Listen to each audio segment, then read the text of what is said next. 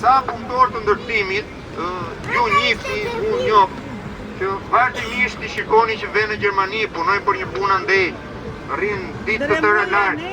Dhe vinë 3 muaj, rrinë andej, vinë kënë këtu prapë. Ti po sa po i takove, thua, do të takosh mas një muaj, e ka marrë prapë rrugën nga ju pritun tjetër. Sa do mirëqenie ekonomike të fitoje individ, ai është një person i cunguar nga jeta e tij sociale, nga jeta e tij familjare.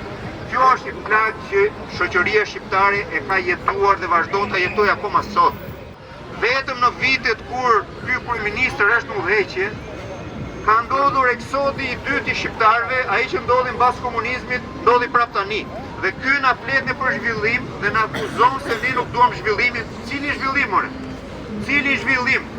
Kë quni zhvillim ju? Kur bijtë e nënave shqiptare marrin frigoriferat, kamion, marrin gomon dhe të rrezikojnë jetën të punojnë në shtëpia bari. Kjo që nga zhvillimi. Zhvillimi është që të jetojnë këtu në vendin e tyre, të investojnë në vendin e tyre, të punojnë në vendin e tyre dhe të vënë atje si turistë, ose të vënë për një jetë më të mirë kur e duan ata, jo të ndihen të detyruar. Pra, të gjithë ata që thonë, ne funcjonojmë turizmin, është e kundërta.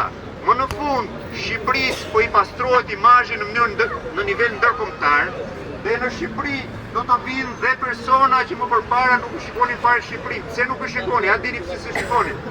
Sepse kujtonin se Shqipëria ishte vetëm tjek i krimit. Sepse dëgjonin vetëm për keq. Dhe ata i kishin lekët, donin vizitonin natyrën shqiptare, por nuk vinin sepse thoshin ku po vëmë atje ndodh kjo, ndodh ajo. Dhe nuk ja hiqe asgjë nga mendja. Nuk ja hiqin propagandat me lekë që bën qeveria duke thënë që ne jemi Maldivja e 2004 se 2006.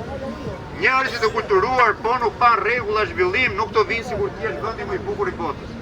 Ama Shqipëria ka momentin historik që po pastron imazhin e vet në tërë planetin. Dhe ne sot nuk ka shanse që të bëjmë lajm për keq si popullat, po ne po bëjmë lajm për qytetari, për kulturë dhe për demokraci. Dhe t'jeni të bindur që mbasi të zgjidhet ky sistem që të rrëzohet, ne do shikojmë një zhvillim, një përparim edhe në sajt të ardhjeve të tuajve me një tjetër nivel. Sepse po shikojnë që oretale të shqiptarët nuk që nga problematik mëre. Është qeverisja që sundon që është problemi, nuk janë qytetarët, nuk janë shqiptarët. Prandaj, unë them, kjo duhet jemi viktimat e sistemit dhe prandaj unë jam i mendimit që ne duhet vetëm të kemi shpresë sepse një ardhme më e mirë po vjen për gjithë në shqiptarët.